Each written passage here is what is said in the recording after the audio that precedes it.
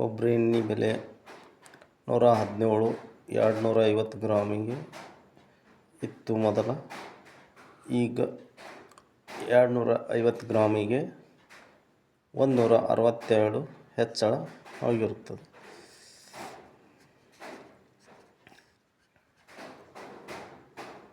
$250 ml 117 ರೂಪಾಯಿ ಮೊದಲಿನ ದರ.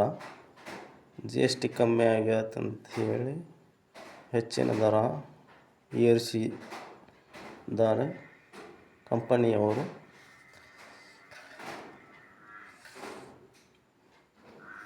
ಇದು 162.